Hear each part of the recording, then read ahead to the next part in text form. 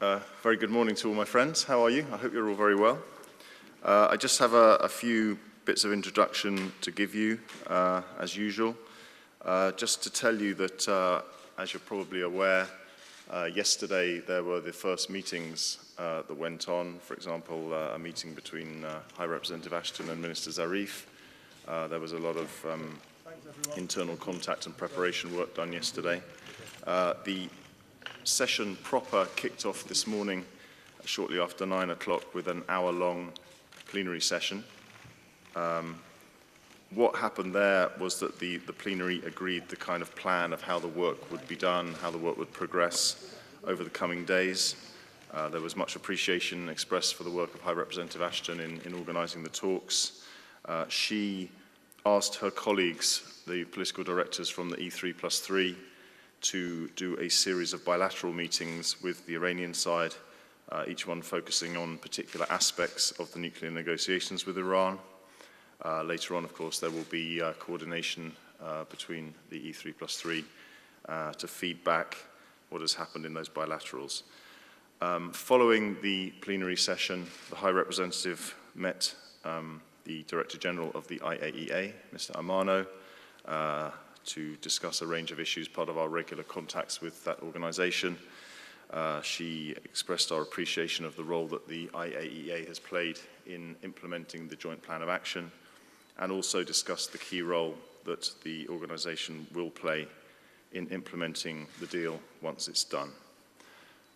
That is my introduction, short as ever, so I'm happy to take your questions. I'll start there. Thank you. Hello, Raquel Gonzalez from Hispan TV. Two questions. How is the atmosphere at these talks, and how long is the Representative Ashton planning to stay in Vienna? Thank you. Thanks. How are you? The atmosphere is, as ever, very workmanlike, very serious, very determined. The E3+3, as you know, the political directors of the E3+3 met in Brussels last week to prepare for this session, and they come with determination to push the process forward to try and reach a deal by July the 20th. As for the plans of High Representative Ashton, we've said that we will be here as long as it takes. We will continue to negotiate in order to try and reach an agreement. About her precise travel plans, I can't give you any information. It's possible that some of the negotiators will come and go to confer with capitals or take a short break. It's not yet decided. So she is here for the foreseeable future, and I'll give you more information on her movements when I have more information. Yeah. Hussein Naiber Al Arabiya News Channel. The Iranian officials have stated repeatedly over the past few weeks and few months that they have no intention to obtain a nuclear weapon, and that their nuclear activities are designed solely to fulfill some civilian needs. How do you comment on those statements, and do they reassure the international community, in your opinion? Thank you. Well, that is the whole purpose of these negotiations. As you know, the mandate given to High Representative Ashton is to negotiate on behalf of the international community to get an agreement with Iran that reassures the international community once and for all, definitively and verifiably, that the Iranian nuclear program is only for purely peaceful purposes. Iran has a number of international obligations it needs to respect and fulfill, and these are set out under Security Council resolutions and the resolutions from the IAEA board. So, you know, it's good that these things are being said, but clearly the purpose of these negotiations is to get those assurances and those proofs down in black and white on paper in a good agreement that everybody is happy with. So that is what we're here to do. As I say, the E3+3 will work with determination under the leadership of Catherine Ashton to achieve that. Thank you.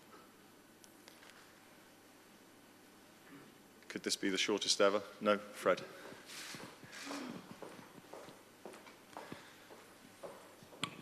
Hi, I'm sure you've been asked this before, but why is this round set for July 15? Why do you stop then, and what could happen afterwards? And secondly, I was just wondering, do you know why journalists have been banned from the Coburg hotel lobby?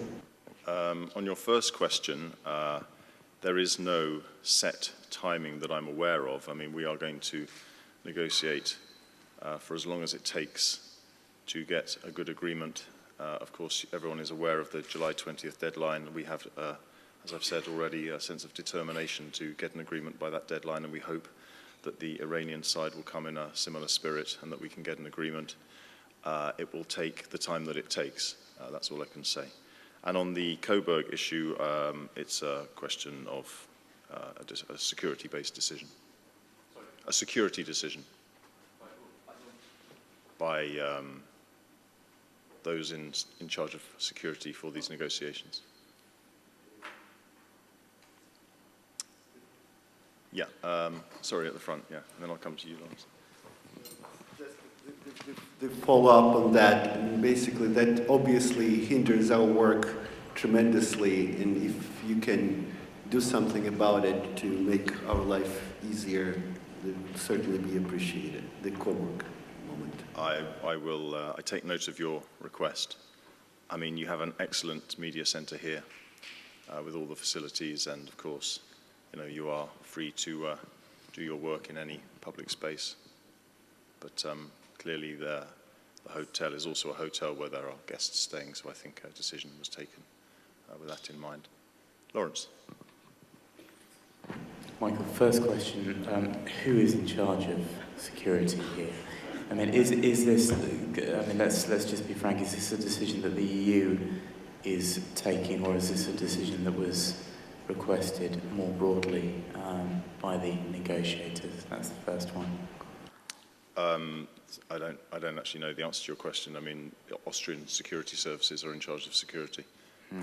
The decision was taken.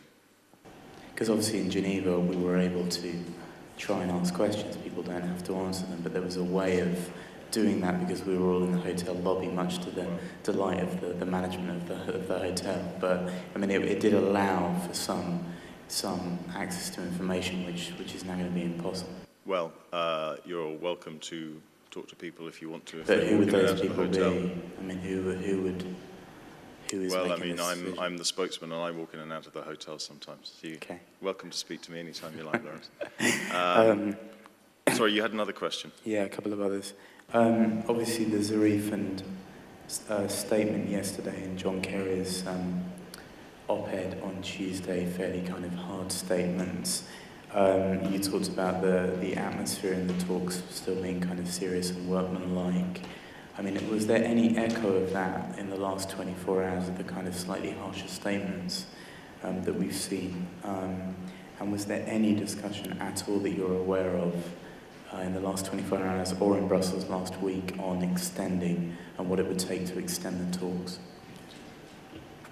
I'm not aware of any echo of the statements that have been made before the negotiations. People are, of course, at liberty to make statements before negotiations start. It's important that people can put their positions down in the public domain because, as you know, we don't go into detail about what happens in the negotiating room in the public and in the press.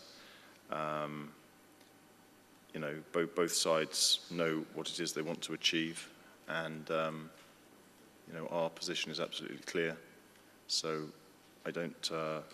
You know, what is said outside the room is one thing. What is said inside the room is the key to these negotiations, and that's why we're, you know, determined to work hard to narrow the differences. As you know, the drafting process began at the last session, and that work is continuing. On your second question, I'm not aware of any conversations about that. I think the first priority is clearly, as I said before, to work towards the July 20th deadline. We're determined to try and get an agreement before then. We hope that that will be possible. Jonathan.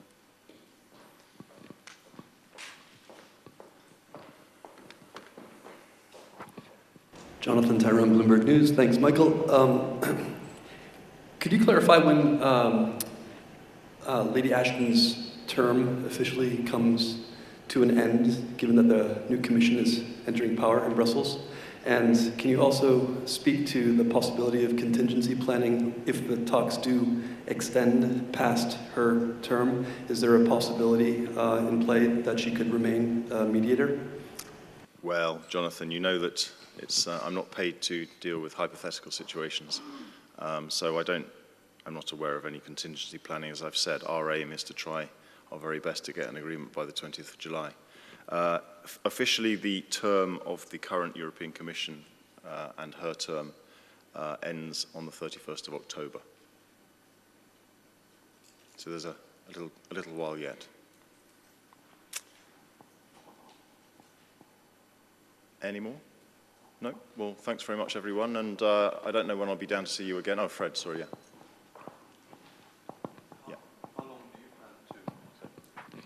How long do you plan to stay in Vienna? Do you know, in terms of briefings? And can we expect briefings regularly next week? Or My precise plans are rather dependent on the movements of my boss, so I'm not entirely sure what my movements are. I'll be able to tell you more tomorrow, I guess. But I mean, I'm certainly going to be here for the duration, so I'll certainly be here next week and probably the week after. I don't know when I'm next going to come down here, but I'll probably try and wander down in some form every day if I can to give you a fulsome briefing.